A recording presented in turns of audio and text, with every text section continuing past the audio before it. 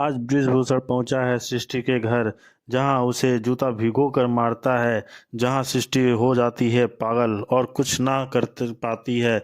सब कुछ सामने होते हुए भी वो इतनी डरी हुई है कि ना उसके मुंह से आवाज़ निकल रहा है और ना ही वो कुछ बोल पा रही है। और यहाँ उसके पति और उसकी बेटी अर्शी बैठ के सब देख रहे हैं कि आखिर ऐसा क्या हो गया है, सृष्टि आज इतनी चुप क्यों है, वो कुछ बोल क्यों नहीं रही।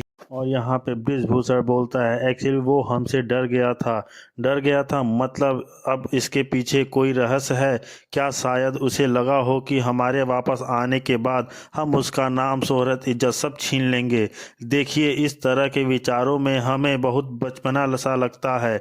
शायद इसी डर के चलते उसने हमारी बात कभी भी किसी से कही नहीं कि इतने साल आप कहाँ थे और इतने सालों बाद आप क्यों लौटे हैं। बहुत लंबी कहानी है विनायक जी, हम संत हो गए हैं और दुनिया से और दुनियादारी से हम बहुत दूरी बनाए रखते हैं। और तो संत की लाइफ से अचानक यह सोशल लाइफ क्यों। और इतने दिनों तक आपकी बेटी कहाँ थी। हमारी बेटी भी हमारे साथ ही थी, वैसी ही जिंदगी जी रही थी। हमने सोचा कि हमारे मरने के बाद इसका क्या होगा, इसलिए हम चाहते थे कि इसकी ज़िंदगी को कहीं सेटल कर दें और ये अपने लाइफ में कुछ अच्छा करे जिसके चलते इसकी अपनी लाइफ जी सके। और इसी वजह से हम आपके पास आए हैं और ये चाहते हैं कि आप इसको अपनी छत्र छाया में रखें, क्योंकि ये तो आप ही की बेटी है ना। अब ये बातें सुनकर तो सृष्टि के होश ही उड़ गए, उसके चेहरे का रंग ही उड़ गया। वो सोचने लगी ये क्या कह दिया बृजभूषण। और वो विनायक के सामने, अर्शी के सामने, अब तो उसकी हालत इतनी ख़राब हो गई कि वो चाह के भी कुछ बोल नहीं पा रही है। और जैसे कि छाप चुकंदर का हाल होता है वैसे आज सृष्टि का हाल हुआ है।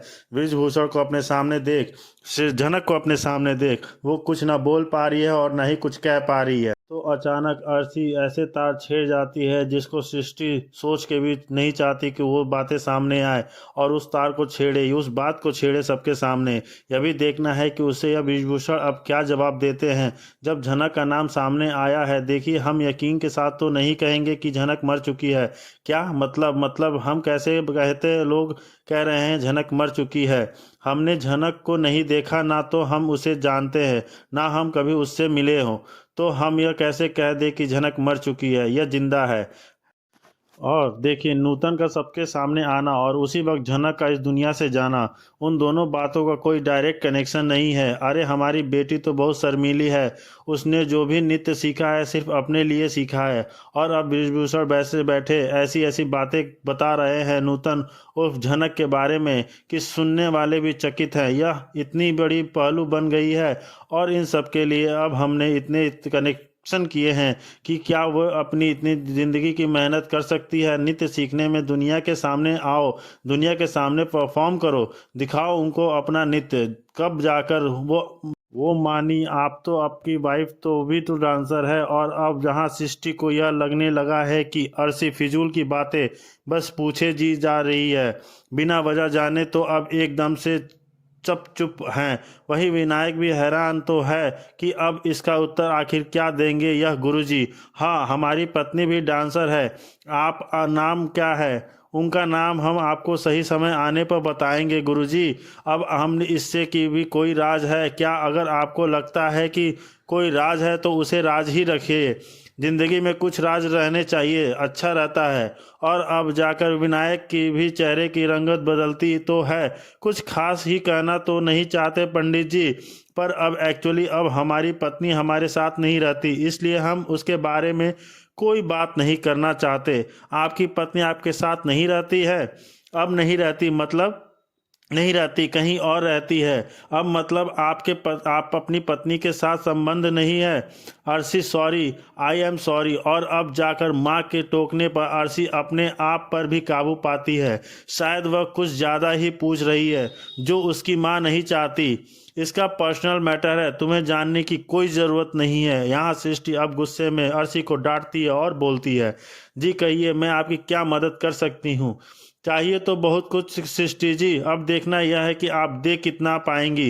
एक्चुअली हम चाहते हैं कि आप हमारी बेटी को अपने हाथों से तालीम दें। यह आपकी जिम्मेदारी है। यह मेरी जिम्मेदारी कैसे हुई?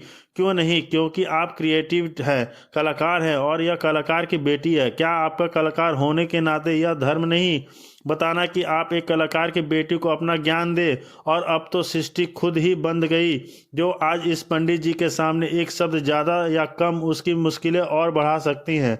और आप ऐसे आश्चर्यचकित क्यों हो जाती हैं हर बात पर? हम तो बहुत नॉर्मल सी बात कर रहे हैं।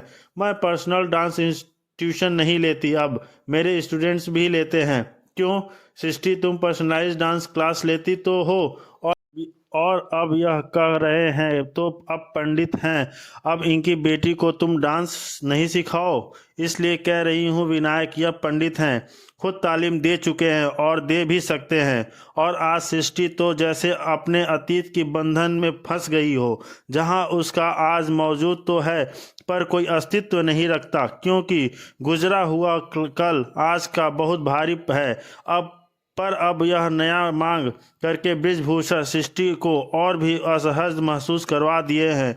अब ना तो ना कहते बनता है और ना ही हाँ, पाप जो किया है उसने इन दोनों के साथ ही, क्योंकि सृष्टि को बखूबी पता है कि यह झनक है, नूतन नहीं, और यह उसका आशिक ब्रिजभूषण तो अब आगे भी देखना ना भूले आखिर क्या होता है आज और क्या निर्णय लेती है सृष्टि तालीम देने की बात पर है। इनमें बेहतर और कोई नहीं सिखा सकता। इसका मतलब यह मानती हैं कि हमने अपनी बेटी को अच्छा नृत्य सिखाया है? मुझे कैसे पता होगा? मैंने आपका डांस नहीं देखा। नहीं देखा? कहाँ देखूंगी? और अब तो सृष्टि और भी घबराती है, कहीं उसके चेहरे पर ही तो सब कुछ लिख कर नहीं आ रहा जिस तरह ये आज पूरी रही है। और सवाल कहाँ देखोगे? अब तो नूतन, तुम सिर्फ कथक करती हो? नहीं, एक्चुअली मुझे डांस करना बहुत पसंद है, तो मैं सब कुछ करती हूँ, मतलब जिस पर आप बोलो मैं मन होता है तो करती हूँ। कथक, भरतनाट्यम, हिप हॉप और कॉन्टेम्पररी म्यूजिक पर भी बहुत अच्छा डांस करना आता है। सब तरह का डांस, कोई स्पेसिफिक जनरक नहीं है। Oh wow, nice. अब देख लीजिए हमारी बेटी, तो आप एक अच्छा डांसर तो मान ही चुके हैं, बिना उसे जांचे परखे आप यह बात का भी कर चुके हैं। हमें पूरा यकीन है कि आपकी डांस एकेडमी के प्रोग्राम में यह बहुत अच्छा परफॉर्म करेगी। इसकी क्या गारंटी कि इससे बेटर वहाँ कोई नहीं होगा? मेरी बेटी भी बहुत अच्छा डांस करती है, लेकिन तब जज के तौर पर मैं वहां नहीं होती। और अब सृष्टि का यह कहना भी शायद उसी पर भारी पड़ जाएगा, क्योंकि पंडित जी आज लपेट में लेकर ही छोड़ेंगे सृष्टि मुखर्जी को। आपकी बेटी भी डांसर है? यह तो बहुत अच्छी बात है भाई, आपकी बेटी भी डांसर और हमारी बेटी भी डांसर है। अगर यह दोनों दोस्त बन जाए तो सबसे ज़्यादा खुशी हमें होगी। अगर ये दोनों एक दूसरे का हाथ पकड़कर, क्या मतलब दोनों एक दूसरे का हाथ क्यों पकड़ेंगी? वो तो तुम ऐसी ही कह रहे हैं, तुम हर बात में इस तरह से क्यों रिएक्ट कर रही हो? नहीं, देखिए यह सच है कि कुछ स्टूडेंट्स हैं जिन्हें मैं पर्सनल ट्यूशन देती हूँ, लेकिन हाँ, अगर उस ग्रुप में शामिल होना है तो इसे परीक्षा देनी होगी। और अब क्या सृष्टि एक और दांव खेल रही है? इस नूतन के जरिए उसे शायद बहुत जानकारी भी मिल सकती है कि वह नूतन बनकर आखिर क्यों घूम रही है। पर नूतन अपने एग्ज़ाम लेने से पहले स्टूडेंट को फेल घोषित कर दिया, ऐसा तो कहीं नहीं। मैंने सिर्फ कहा परीक्षा देनी होगी, और अगर यह आपकी परीक्षा में पास नहीं हुई तो यह आपके शिक्षक लेने के लायक नहीं हुई। बिल्कुल, परीक्षा में पास होगी तभी खास कहलाएगी।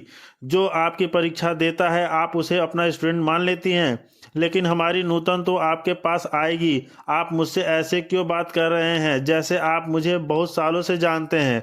और अब तो बिल्कुल साफ है कि सृष्टि एकदम घबराई हुई है। अब अचानक से इनका आना, और अब पहचान भी निकल रहे हैं विनायक और अर्शी के सामने।